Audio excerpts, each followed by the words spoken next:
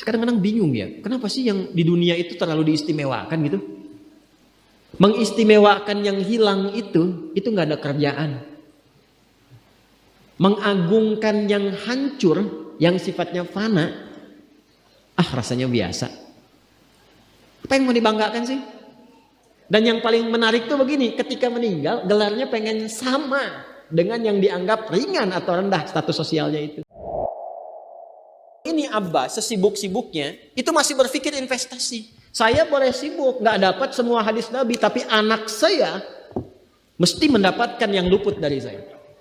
Saya boleh nggak mendapatkan semua Quran, tapi anak saya mesti ada yang jadi ahli Quran. Cara berpikirnya siapa yang akan menjadi kebanggaan di akhirat nanti? Di dunia itu semu dunia itu. Jadi sementara aja, nggak pasti sifatnya. Perbedaan status sosial itu hanya istilah-istilah yang disematkan manusia saja. Ini kaya, ini miskin, ya kan? Yang ini punya jabatan, yang ini biasa-biasa. Itu istilah manusia. Toh pada akhirnya semua kembali ke tempat yang serupa. Dan menariknya begini, yang kaya, yang punya jabatan, tetap di akhir hidupnya pengen punya gelar yang sama dengan yang miskin. Atau dengan yang disebut miskin. Maaf, kalau ada orang disebut miskin meninggal, di papan nisannya ditulis apa? Di papan nisannya ditulis apa? Almarhum. Yang kaya juga kan pengen sama disebut almarhum. Iya kan? Tuh. Jadi nggak ada bedanya setelah berpulang itu. Perbedaan itu hanya di amal saja. Itu poinnya.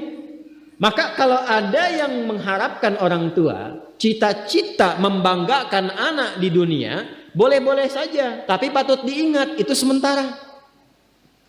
Anda silahkan sekarang, sekolahkan setinggi-tingginya. S1, S2, S3, S4, kerupuk 3, silahkan. Mau dalam negeri, luar negeri, mau di Nagreg, mau di California, mau di Chicago, di Chicago, di Singapura, silahkan. Itu pilihan. Tapi saya cuma mau katakan begini, itu sementara. Dan persaingannya tidak istimewa. Karena jangan pun Anda yang beriman, yang belum beriman pun bisa melakukan itu. Apa yang dikira yang hebat matematika itu anak Anda saja. Anak orang lain pun bisa. Halo? Apa Anda kira yang jago fisika itu anak Anda saja yang beriman? Yang belum beriman pun bisa. Ya. Jadi perlombaannya itu rata semua. Dan gak ada yang istimewa. Kadang-kadang bingung ya. Kenapa sih yang di dunia itu terlalu diistimewakan gitu? Mengistimewakan yang hilang itu gak ada kerjaan. Mengagungkan yang hancur, yang sifatnya fana, rasanya biasa. Apa yang mau dibanggakan sih? Dan yang paling menarik tuh begini, ketika meninggal gelarnya pengen sama dengan yang dianggap ringan atau rendah status sosialnya itu. Tadi kalau orang miskin meninggal gelarnya apa? Ternyata yang kaya pun pengen sama almarhum juga. Kalau rakyat yang meninggal di papan nisannya ditulis apa? Almarhum. Ternyata pejabat juga pengen begitu, sama juga. Saya belum pernah dengar nanti kalau saya meninggal tulis gelarnya Almaun ya. Gak ada. Tetap almarhum juga. Jelas ya? Nah, maka yang dipikirkan tuh perlombaan yang sejati itu begini. Perlombaan yang sejati itu adalah perlombaan untuk kehidupan yang abadi, yang gak fana lagi. Jadi kalau pada saat itu unggul selamanya karena gak ada kematian lagi setelah itu. Itu yang dimaksudkan hadis Nabi. Kalaulah ada dunia ini punya nilai walaupun itu hanya bagian dari satu sayap nyamuk saja, ya, tentu tidak akan pernah Allah memberikan itu semua kepada orang-orang yang ingkar kepadanya. Ya. Karena kalau diberikan nggak adil di situ. Ya. Karena itu sifatnya fana, ujian saja, pada akhirnya kembali. Nah, Abbas itu mampu membaca itu. Ini kehidupan sejak di zaman jahiliyah loh. Awas ya. Jadi risalah Islam itu membimbing pengikutnya, umatnya untuk berpikir lebih cerdas, visioner. Makanya jadi muslim itu mesti cerdas. Beriman itu membuat Anda lebih pintar. Saya tanya begini ya, maaf ya. Sekali lagi mohon maafkan saya kalau perumpamaan ini kurang menyenangkan. Kalau ada yang abadi dengan yang sementara, Anda pilih yang mana? Masa? Sholat itu untuk yang abadi atau yang sementara? Abadi. Baik. Mobil itu untuk yang abadi atau yang sementara? Pilih yang abadi apa sementara?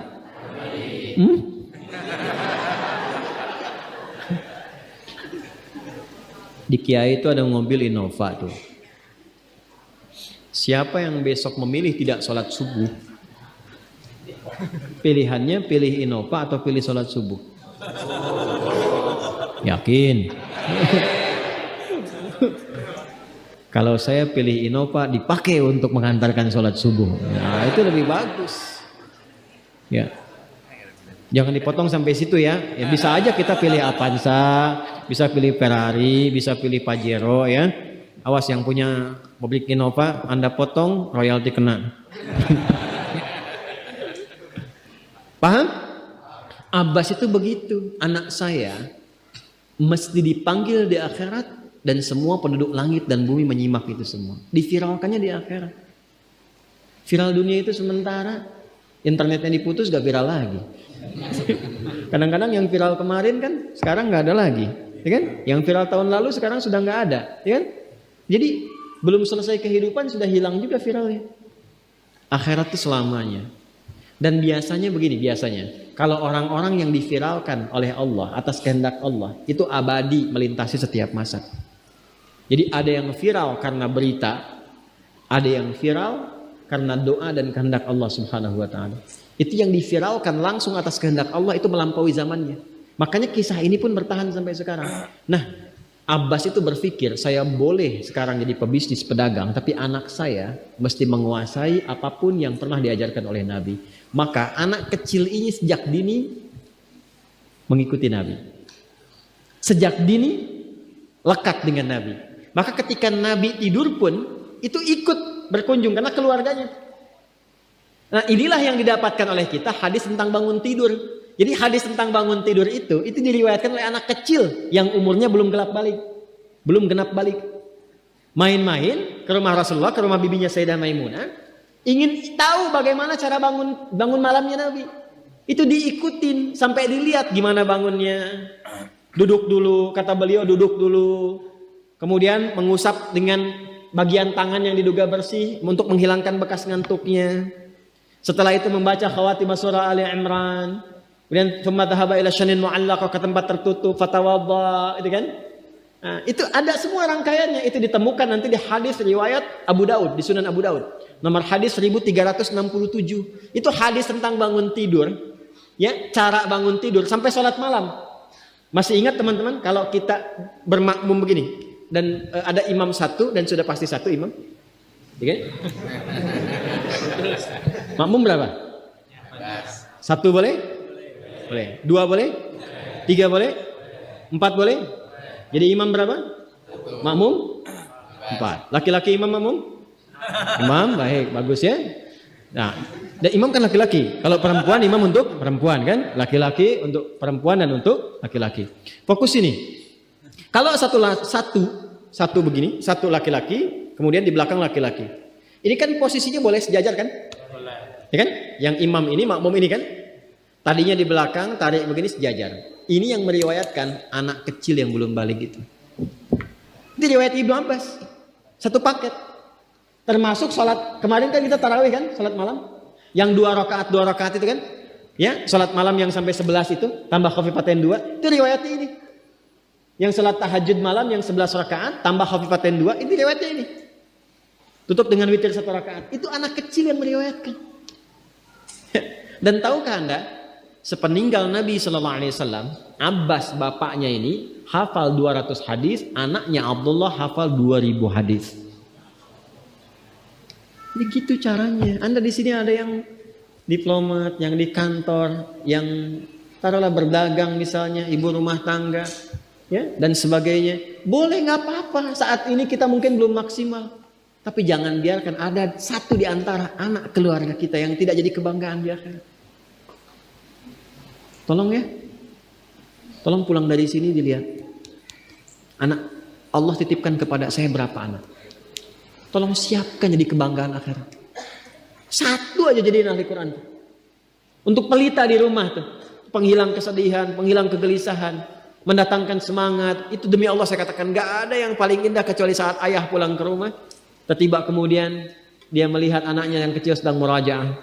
Amma yatasaalun. Bahkan surat yang bapaknya sendiri belum hafal. Jangankan pulang ke rumah, Anda sedang mau rapat, dikirimi video anak Anda 3 tahun membaca surah Al-Ikhlas. Itu hati tenang. Itulah Quran. Itulah Quran. Maka belajar dari Ibnu Abbas ini, apa yang terjadi ketika orang tua mampu memfasilitasi anaknya demikian, sekalipun orang tuanya tidak mencapai apa yang diraih oleh anak, tapi orang tua mewarisi setiap pahala yang dihasilkan dari anak itu. Karena itulah setiap hadis yang diriwayatkan oleh Abdullah kecil ini, Ibnu Abbas, maka semua doa tersambung bukan hanya untuk beliau, tapi juga untuk keluarganya, untuk orang tuanya. Karena itu kalimatnya bukan radhiyallahu ta'ala anhu, tapi anhuma, untuk Abdullah dan bapaknya.